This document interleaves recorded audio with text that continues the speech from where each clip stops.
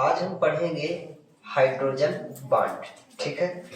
Hydrogen bond को समझने से पहले यानी इसकी परिभाषा पढ़ने से पहले हम थोड़ा सा एक एग्जाम्पल ले लेते हैं, उसके बाद फिर हम इसकी परिभाषा लिखेंगे।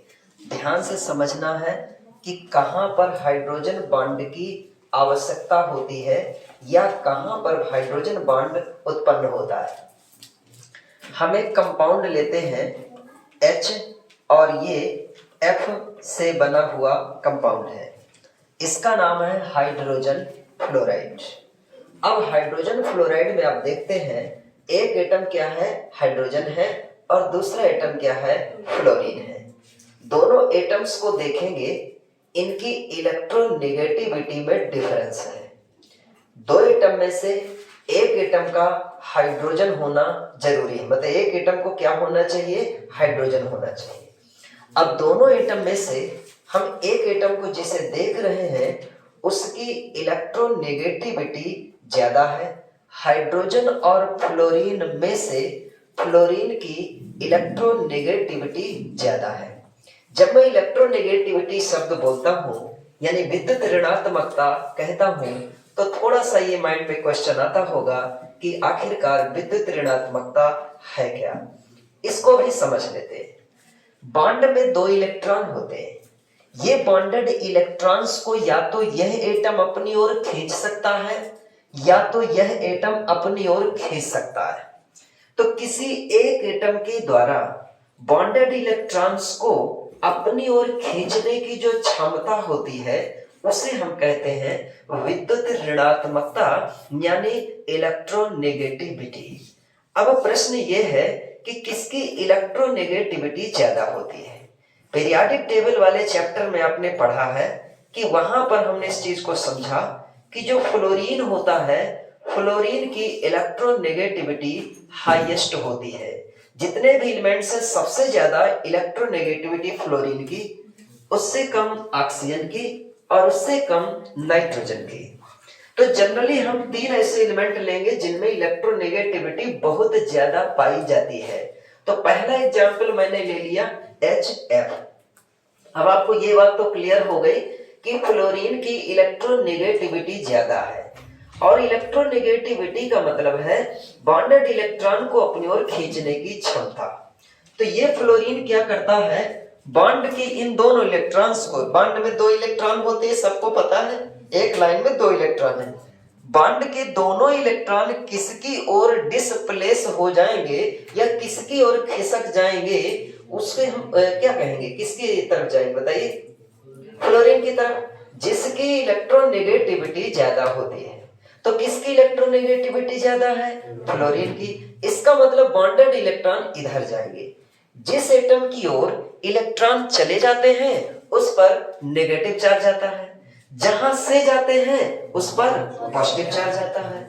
यदि कोई एटम हमेशा के लिए पूर्ण रूप से इलेक्ट्रॉन दूसरे को त्याग देता है उस पर कंप्लीट प्लस आता है, और जो एटम पूर्ण रूप से किसी दूसरे के इलेक्ट्रॉन को ग्रहण कर लेता है उस पर कंप्लीट माइनस आता है। लेकिन यहां किसी ने त्यागा नहीं है, न किसी ने ग्रहण किया है, सिर्फ इनके स्वभाव के कारण, इलेक्ट्रोनेगेटिविटी के कारण बॉन्ड के जो दो इलेक्ट्रॉन हैं वो थोड़ा सा इस साइड चले गए हैं। यानी ये इलेक्ट्रॉन बीच में ना हो करके हम कह सकते हैं कि ये इलेक्ट्रॉन, जो बॉन्ड के दो इलेक्ट्रॉन हैं, इस साइड ज्यादा समय गुजारते हैं।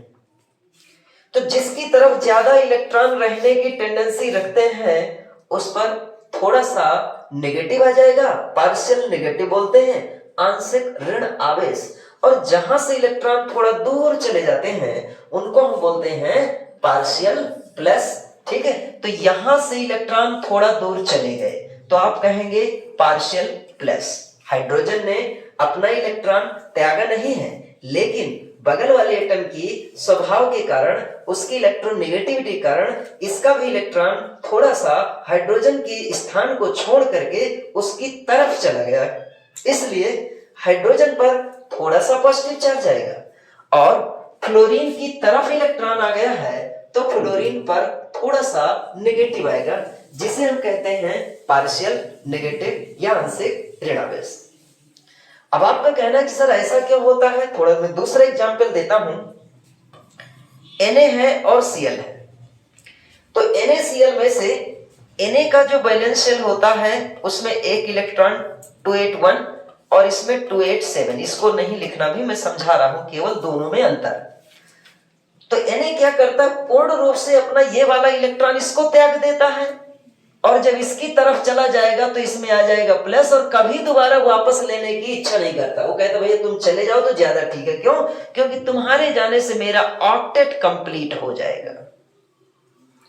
ये Cl क्या करता है, इसका इलेक्ट्रॉन हमेशा के लिए गेन कर लेता है, तो जब इसको गेन कर लेगा तो इस पर कितने हो जाएंगे 8, तो ये कभी वापस देने का प्रयास नहीं करे। क्यों? क्योंकि इसमें भी इसको फायदा है, क्योंकि इसका ऑक्टेट यहां कंप्लीट हो जाता है।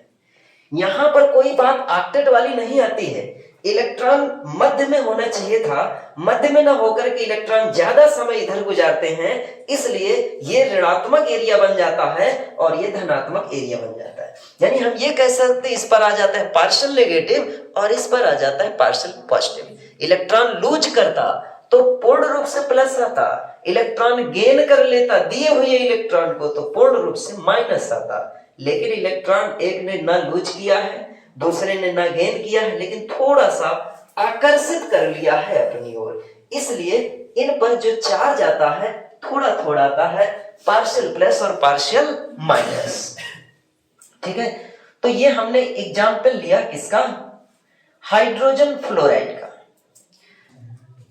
तो ये बात क्लियर है, हाइड्रोजन फ्लोराइड में हाइड्रोजन पर कैसा चार्ज है, पार्शियल प्लस, और फ्लोरीन पर कैसा चार्ज आएगा, पार्शियल माइनस। अब आप इमेजिन करिए कि जिस वेसल में हमने हाइड्रोजन फ्लोराइड रखा होगा तो क्या एक ही मॉलिक्यूल होगा, उसके साथ हजारों लाखों मॉलिक्यूल हो सकते हैं वहां पर। तो देखते हैं, मैं अब सारे मॉलिक्यूल्स को एक जगह रखने का प्रयास करता हूं। मैंने यहां रखा H, single bond F, covalent bond है ना। इसी तरह इसके साइड में एक H और फिर से एक F रख देता हूं, फिर से इसके साइड में एक H और एक F रख देता हूं। अब मैं चाहूं तो एक और रख दूं, नहीं रखना तो कोई बात नहीं। अब आपको करना क्या है, इनके स्वभाव के अनुसार इनके ऊपर जो चार्ज है वो समझ लेना है। आपने भी यहां देखा कि इस पर आया था कौन सा चार्ज, पार्शियल पॉजिटिव, इस पर आया था पार्शियल नेगेटिव, इसके साइड वाले मॉलिक्यूल में पार्शियल पॉजिटिव, पार्शियल नेगेटिव, यहां पार्शियल पॉजिटिव, पार्शियल नेगेटिव, और ये पार्शियल पॉजिटिव और ये पार्शियल नेगेटिव हो गए। फिर इसके बाद क्या करना है, आपको देखना है कि इस फ्लोरीन में माइनस आ गया और उसके बगल वाले मॉलिक्यूल में कौन सा चार्ज आ रहा है, प्लस आ रहा है। तो यहां एक पार्शियल माइनस और पार्शियल प्लस दो मॉलिक्यूल के बीच में आ रहा है, तो यहां एक नया अट्रैक्शन क्रिएट हो रहा है।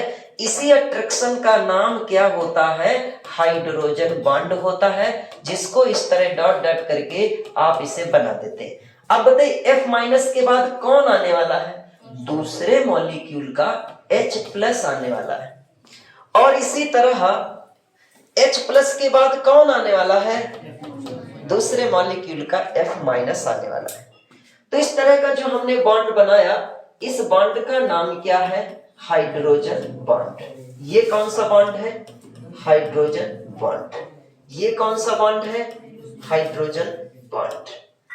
अब इतना करने के बाद हाइड्रोजन बॉन्ड की यदि मैं डेफिनेशन बताऊं, तो पहले हम डेफिनेशन इसकी डिसाइड कर लेते हैं क्या है। जब हाइड्रोजन किसी इलेक्ट्रोनेगेटिव एटम से जुड़ा होता है तो उस हाइड्रोजन में पार्शियल पॉजिटिव चार्ज आ जाता है। इस हाइड्रोजन में इसी तरह पार्शियल प्लस पार्शियल माइनस है, तो हाइड्रोजन में किसी दूसरे इलेक्ट्रोनेगेटिव एटम के साथ अट्रैक्ट होने की एक प्रवृत्ति पैदा हो जाती है, एक टेंडेंसी आ जाती है। इस अट्रैक्शन का नाम क्या होता है, हाइड्रोजन बॉन्ड होता है। अब यह हाइड्रोजन बॉन्ड दो मॉलिक्यूल के बीच में है, तो आप ये कह सकते हैं इलेक्ट्रोनेगेटिव एटम और ऐसा हाइड्रोजन जो किसी दूसरे इलेक्ट्रोनेगेटिव एटम के साथ कौन से बॉन्ड से जुड़ा है, कोवेलेंट बॉन्ड से। उनके बीच का जो अट्रैक्शन होता है उसी अट्रैक्शन का नाम क्या है? हाइड्रोजन बॉन्डेड होता है। तो हाइड्रोजन बॉन्ड होता है, नोट करें। किसी इलेक्ट्रो नेगेटिव, ऐसा करो, किसी मोस्ट इलेक्ट्रोनेगेटिव लिखो,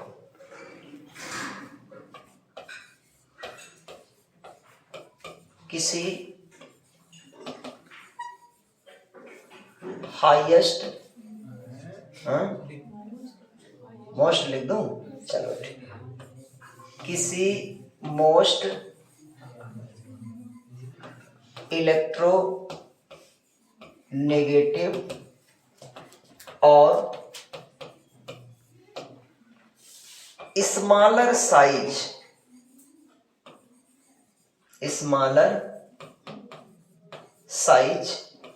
वाले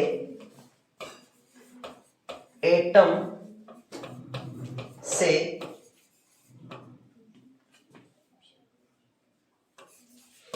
जुड़े हुए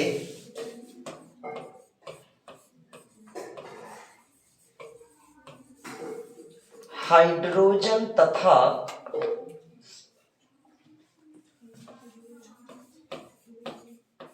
दूसरे इलेक्ट्रो नेगेटिव एटम के बीच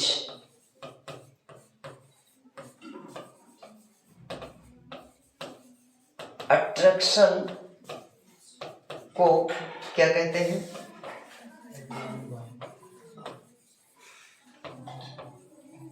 हाइड्रोजन बॉन्ड कहते हैं।